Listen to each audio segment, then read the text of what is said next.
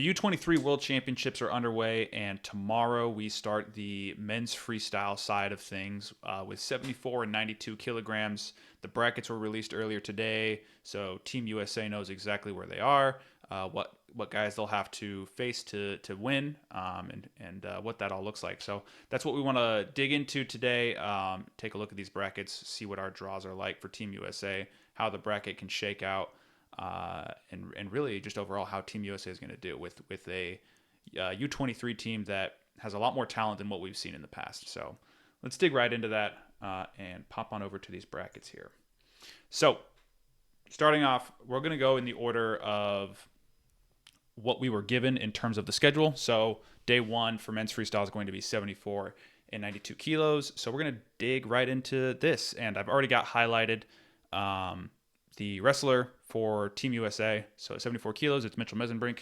I've got a useful little cheat sheet here to kind of keep me on top of what exactly we're seeing, what accomplishments people have.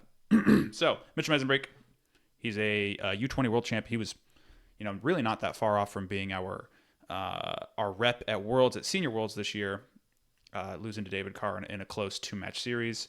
But he's got a lot of challenges in this bracket. The first one and the most notable is going to be senior world champ at 70 kilos this year, Yoshinosuke Aoyagi, who is on his side of the bracket. So if he does manage to make it to the semis, which I really think the quarter that Mesenbrink has, he shouldn't really have any challenge, any issue getting to the semis. So this should really be the semifinal matchup that we see here. The rest of the field at the bottom half of this weight is really nothing to write home about. Nothing major here, but on the top side, we see Germany's Manuel Wagen, who was a U20 Euro champ this year. He lost to Ladarian Lockett at U20 Worlds this year.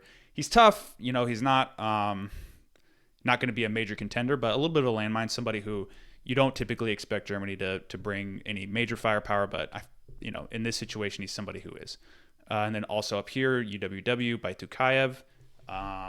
If you remember PJ Duke at U20 Worlds last year in the semis, this is the guy that beat him.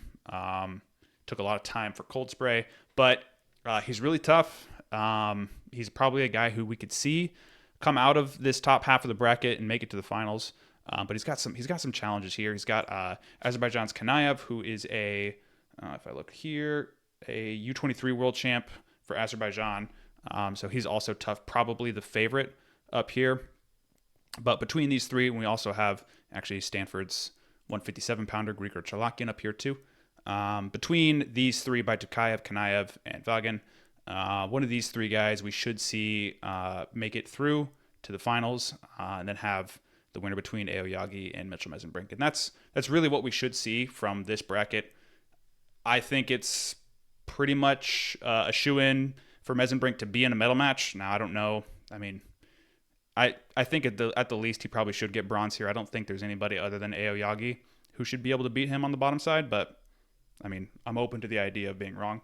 But yeah, I think he can surprise us maybe and beat a guy like Yoshinosuke, but I would be interested in seeing him wrestle somebody from the top half of this bracket as well. Now, moving right along to 92 kilograms. It'll be Josh Barr, U20 world silver last year. Lost to Ibrahim Kadiev from Russia, who was Russia's world team rep at 92 kilos at Senior Worlds this year. But he's going to have some challenges in this bracket. Not the most loaded, definitely not as loaded as 74 kilos was. But we can look at a couple of guys in here, particularly Sherzad Poyanov from Uzbekistan. So if we can find him somewhere in this bracket, right around here, he is in Josh Barr's quarter, as well as Mobin Azimi from Iran, who is right also in Josh Barr's quarter, and Mohamed Kanayev from Russia, UWW rep, up here in the top half.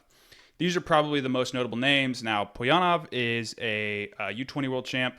Azimi is also a U20 world champ. He beat Rizabek Aitmukan, who he's a notable name. We'll get onto him later on at the end of this preview. And Mohamed Kanayev is a 2019 cadet world champ. all in all, this isn't a super deep bracket. This isn't one that I don't think Josh Barr couldn't win, but he's going to have tests. He's going to have a test very early on between Azimi and Poyanov here. Aside from that, I mean, I don't see him have an issue with Turkey or Bulgaria, and then the top quarter of this bottom half probably not going to run into anybody major here. Greece, Germany, Ukraine, nobody that's really jumping out to me. U23s can be, a little spacey with the fact that it's after Senior Worlds as well. But yeah, I mean, I could see Josh Barr. If he gets out of his quarter, he should make it to the finals, and he'll probably run into Russia's Kanaev up here. Moving right on to 57 kilograms. Now this will be the start of day 2 for men's freestyle. Luke Lilledahl is our 57 kilo rep. He's a U17 and a U20 world champ, and he will be one of 2 guys who has a chance to make himself the kind of triple crown winner by winning U17, U20, and U23s, all 3 age group world titles. And he was, he's second on the senior ladder for Team USA, losing to Spencer Lee. So he's tough. He's accomplished, and he's probably the favorite to win this bracket, but he's got some pretty serious tests. A couple early on are going to be Sumit Malik from India and Milad Valizadeh from Iran. Sumit Malik's a U20 world silver, and Valizadeh is, I believe, a continental senior silver medalist. I would maybe lean Iran to win that matchup, just based on his experience. He's a little bit more of a veteran. But either one, I think Luke Lilledahl beats. I don't think he has any issue getting past China. Whoever comes up from this top quarter from the bottom half, I think it's going to be Ondar or maybe Bulgaru. But I would lean Ondar. And then in the top half, there's nobody super major up here. Maybe Kikuchi from Japan. I kind of would have expected Rin Sakamoto to have been here, but maybe he is occupied at Oklahoma State getting ready for the season. That's my assumption. But either way, these are kind of the notable names. I think this is a bracket that Luke Lilledahl should have a relatively easy time getting through. Early test in the quarterfinals. Probably going to see Ondar in the semis. He's just got a little bit more experience and a little bit more poise than anybody else in this bracket. I wouldn't have necessarily have thought this if I hadn't seen just how good he looked at the ranking series earlier this summer, winning that, and then also almost beating Russia's rep, Mektikhanov, at the PWL event. Luke Lilledahl has looked pretty good this summer. I think he should be able to win this bracket. Now moving on to 70 kilos here, PJ Duke, a U20 world champ earlier this year, U20 world bronze as well last year, senior world team member for USA.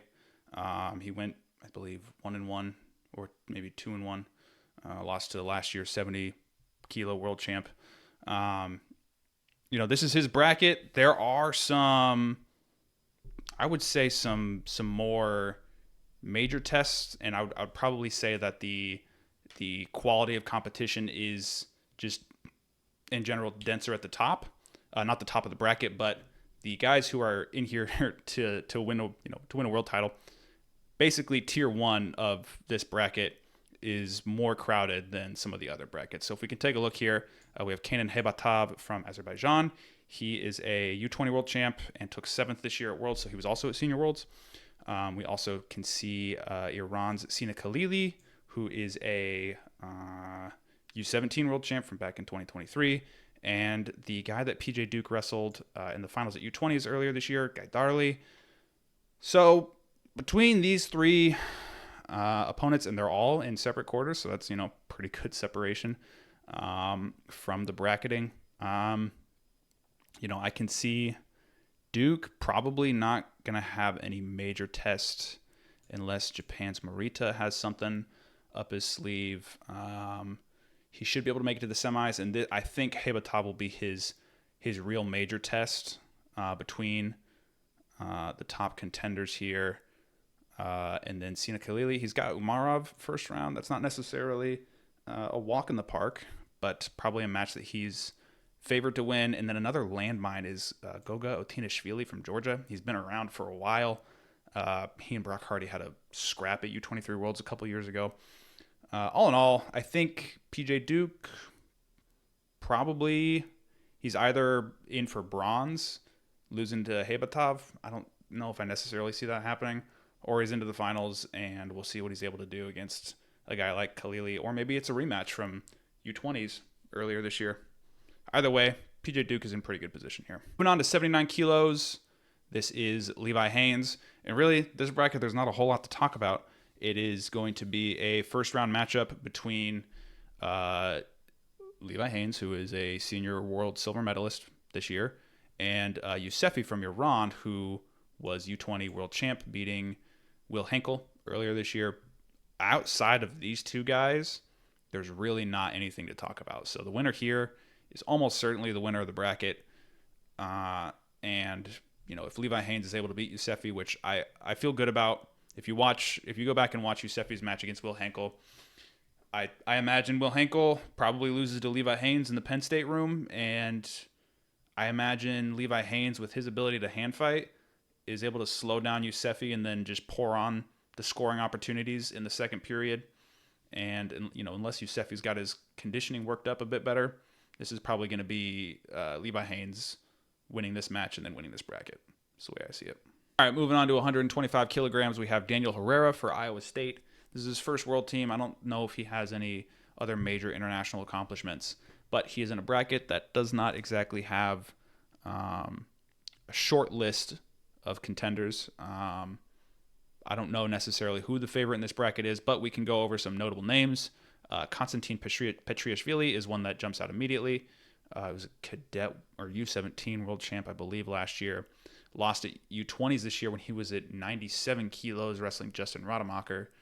And then we also have Nazar from Iran. And then some other names here are Karsanov from Azerbaijan, once I find that name, as well as Ivanov from Bulgaria. So not devoid of any challenge. If Daniel Herrera is able to beat international competition and compete at the world level, I could see him beating Fujita. Japan historically is not very good at upper weights, especially a heavyweight. So I could see him winning that match, and then he will most likely have Konstantin Petriashvili, who's going to have a pretty good size advantage against. I mean, Konstantin was making 97 kilos 2 months ago, so I would feel pretty good about Herrera being able to win that match. And then, I feel good about his size advantage. I don't know if I feel good about him being able to actually beat Konstantin. That's going to be a real challenge. So it's kind of a flip match, really. But if he is able to get past it, then he's got Karsanov or Ivanov. Karsanov's a U20 World Silver, and Ivanov's a U23 Euro champ. I don't know necessarily which one you lean in favor of there. I'm going to say Karsanov wins this and makes it to the semis, and then Petriashvili wins that. Maybe. Again, Petriashvili, his biggest factor is going to be, is he big enough for this weight class? And I don't really know. And so top side's probably going to be Nazad. Nazad hasn't gotten a lot of experience internationally just because he's been behind two literal giants with Masumi and Zare from Iran. So, yeah, Herrera's going to have some serious challenges to medal at this weight. Is it possible? Yes. Would I lean on it? Not necessarily. Now, moving on to 61 kilograms. This will be on the last day for men's freestyle. We are starting with Jax Forrest. He is a U17 silver, U20 bronze, I believe. Fact check me on that if you need to. But he was also our senior world team member this year, shown that he is very talented, very accomplished, and he's probably the guy that you can lean on pretty well as a fan of Team USA. Say that he should be able to win this bracket. Now, he's got some challenges. Fedor Baltoyev, who's up here. Not both of those names, but just the UWW one, if I can do that. There we go. And also Omurbek Asanulu from Kyrgyzstan.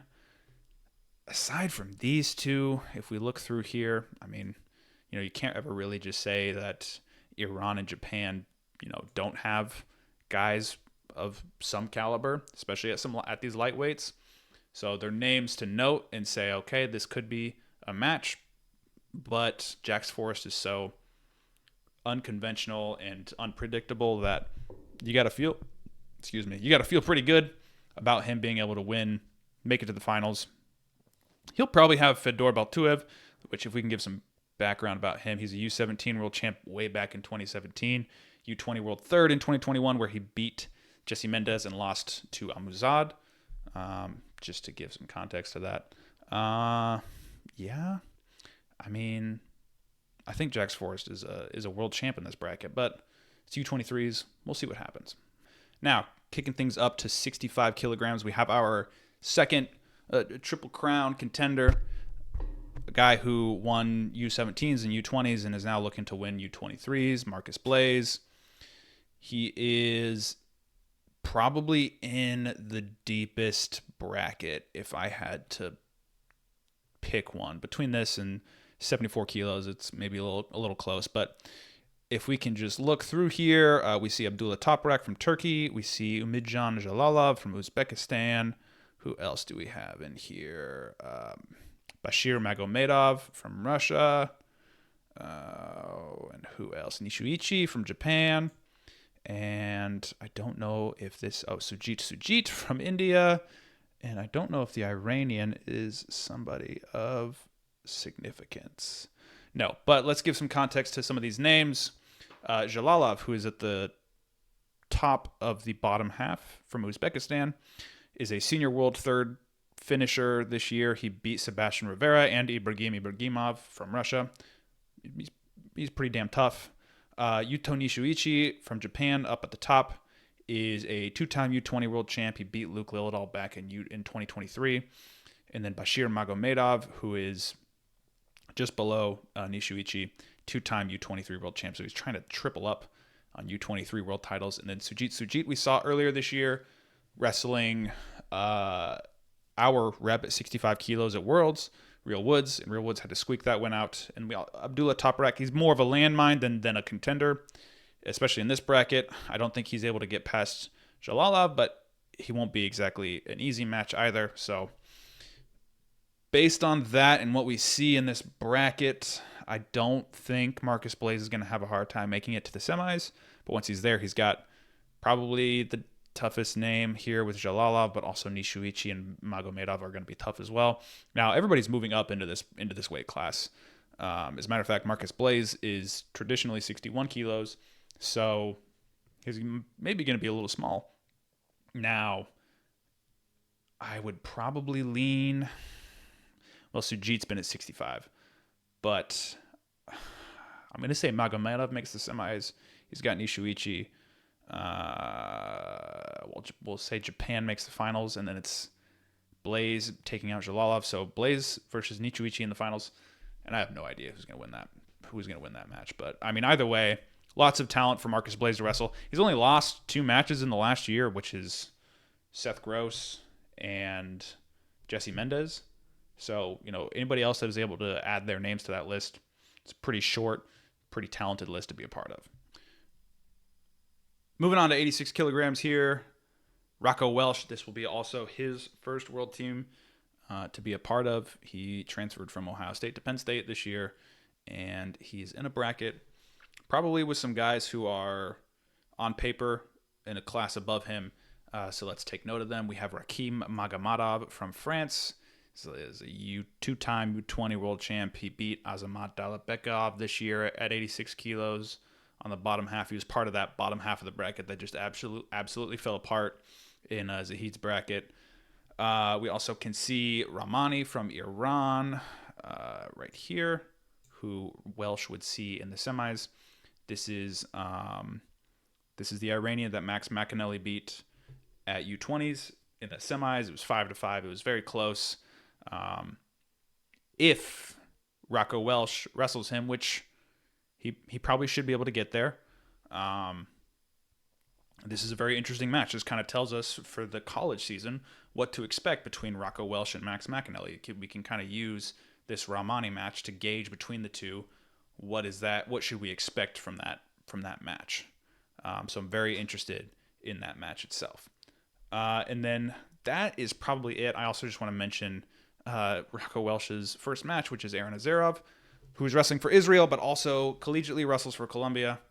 So we get to see another preview of the NCAA season in round 1 of Worlds this year. And yeah, I mean, Rocco Welsh should win that first match pretty easily. I think he beats, China or Lithuania, and then he's got Iran, and that's going to be a pretty tough matchup. If he's able to get past that, Rakhim Magamadov had a pretty gnarly knee injury at Senior Worlds, and it hasn't been super long since then. So how well recovered is he? I don't know. We'll see. But Rocco Welsh is not exactly the seasoned veteran in freestyle that we're used to, or that we see on the rest of this team, or most of this team. So this is gonna be a real test for him. I don't think I see him getting past Rahmani. So most likely probably a 5th place finish, but he'll be in there. He's tough. He's in a really good room. So we'll see. Oh, kicking up on to our last weight class. This is, this is a really talented U23 world team for Team USA. This is the only guy who isn't on a Division I team. This is Garavous, whose last name I don't even want to try to pronounce. He wrestles for Grandview. He's got some competition that doesn't make it necessarily easy to see him making his way onto the podium. But, we're here. Let's cover it. So Kazakhstan has Rizambek Aitmukan, who is a senior world champ. He didn't medal this year, but he's pretty dang talented. We also see down here Arash Yoshida was a senior world bronze this year. He beat Kyle Snyder at a ranking series event. So he's also tough. So, we can kind of see that the talent is concentrated at the bottom half here. And then also Iran's Babalu, who I believe has a win over Jay Aiello from a ranking series event earlier this year. And then the last notable name that we can find on here is Zagayev. The two guys to really look at in this bracket, I mean, we also have India's Vicky. He's been around for a while. But the two major names to pay attention to here are Rizambek Aitmukan and Arash Yoshida. These are probably, whoever wins between these two is probably your champ at the weight. And I think I want to lean on Arash Yoshida. And so what we probably see is our rep probably is able to win his first match between Egypt and I believe this is North Macedonia. And then he probably loses to Aitmukan in the quarters. Aitmukan loses in the semis, and so he is eliminated. But, I'm more than happy to be wrong about that. That is the preview for all 10 weights for men's freestyle at U23 Worlds. Team USA is in pretty good position. These brackets are always hard to sort of expect to know what to expect, to be able to see what's going to happen here. But this is one of the most talented U23 teams that we've ever had. I think it's 7 wrestlers from Penn State, and then you have Jax Forrest, who's a high schooler, Daniel Herrera, who's Iowa State, and Garavous, who is wrestles for Grandview. So, some real tough challenges, and this will be interesting to know what, most of the Penn State lineup is going to look like leading into this year, or at least potentially most of it, with PJ Duke and Marcus Blaze possibly being on red shirt. But yeah, this will be a great test, and I can definitely see Team USA coming away with a team title here. But also it's U23s. Things are kind of unpredictable. So either way, we should just see some good wrestling. But that's my preview. Let me know your thoughts in the comments. If I was right on some things or if I was wrong on some things, call me out, whatever it is. But yeah, that's it.